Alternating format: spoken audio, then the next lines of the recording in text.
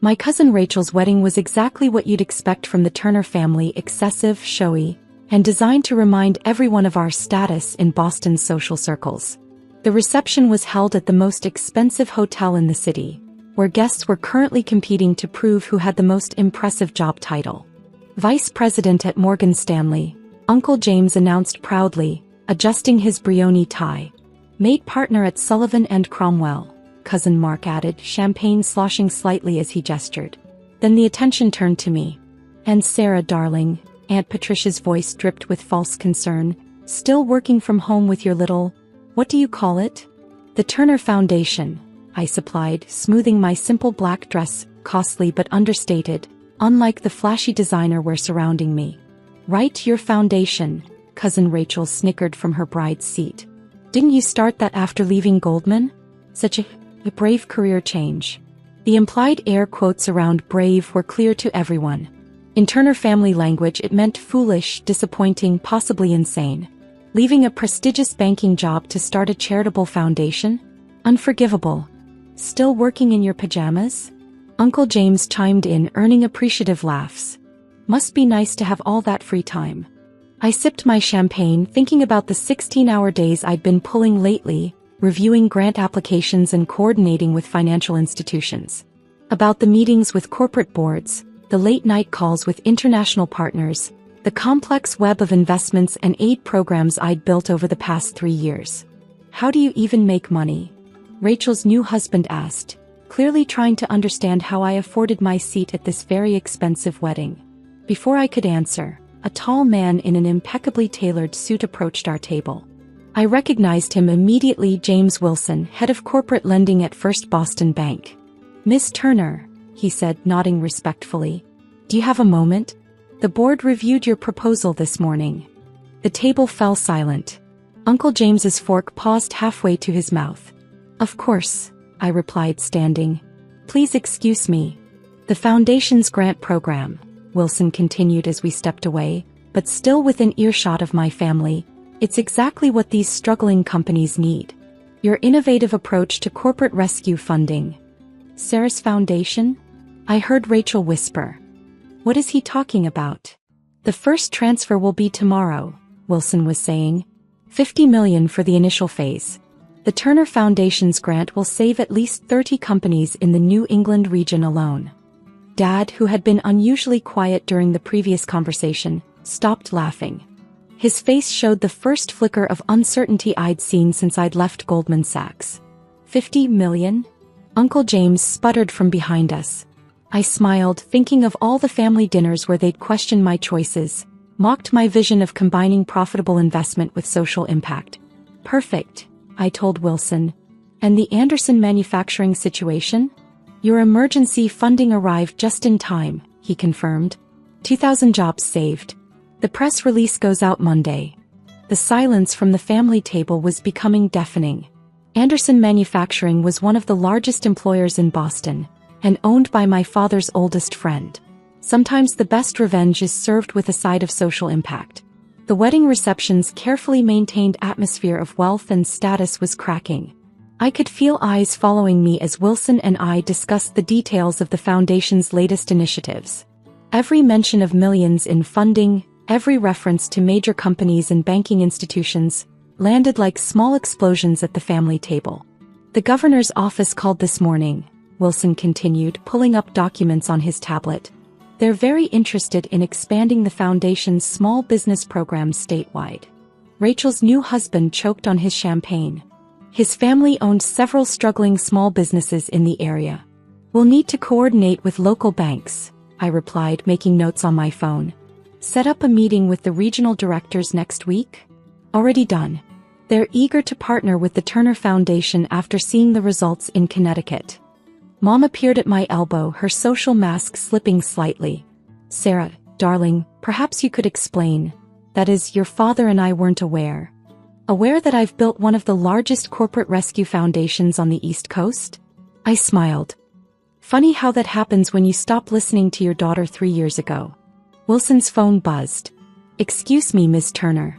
The Reuters reporter is calling about the Anderson story." As he stepped away, Dad approached, his face a complex mix of confusion and dawning realization. "Anderson Manufacturing," he said quietly.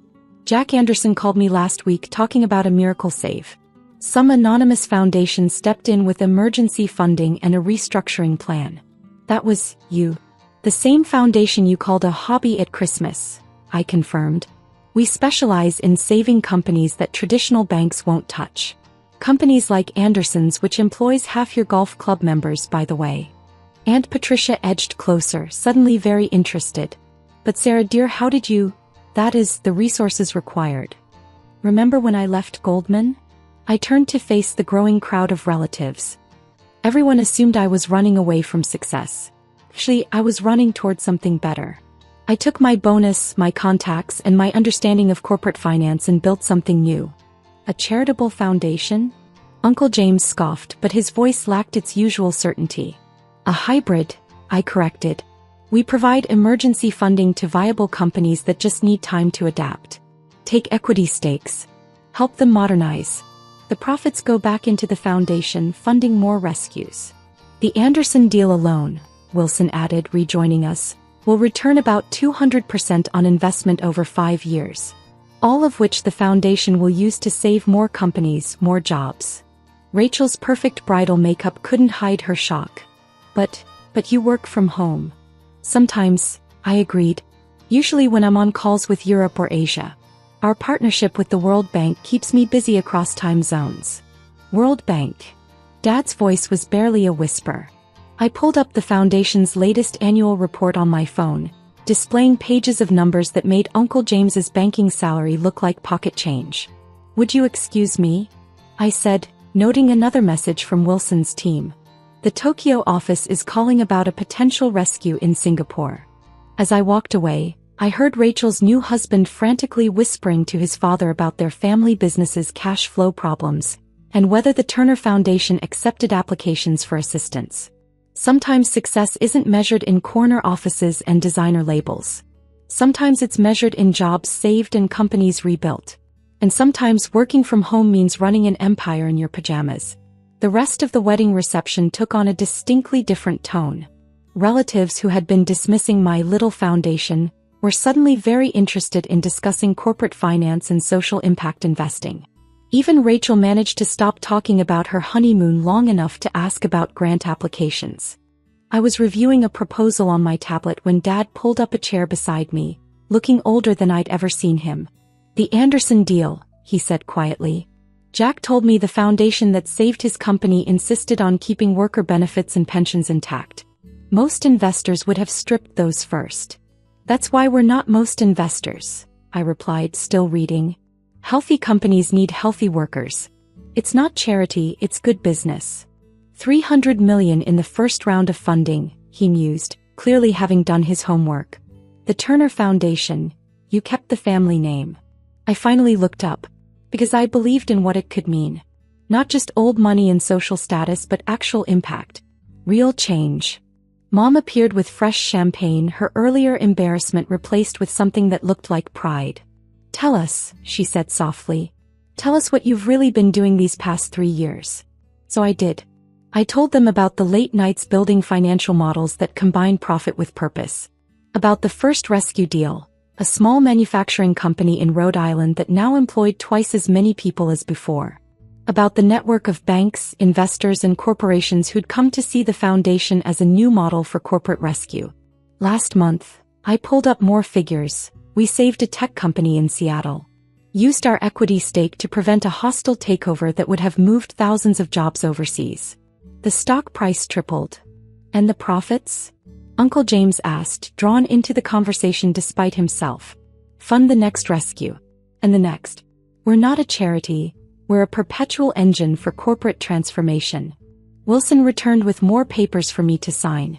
"Miss Turner, the Singapore deal is ready." And the governor's office sent over the small business proposal. Rachel's new husband practically leaped from his seat. "Sarah, about our family's companies. Submit an application through the website," I said, signing the documents. "We review each case on merit, not family connections." "But surely—" Aunt Patricia started. "No exceptions," I cut her off. That's how we maintain our credibility. And our success rate. Dad was quiet watching me work. Finally, he asked, "Why didn't you tell us? All this time. Would you have believed me?" I smiled slightly. 3 years ago you said leaving Goldman was throwing my life away. That working from home meant I wasn't serious about success.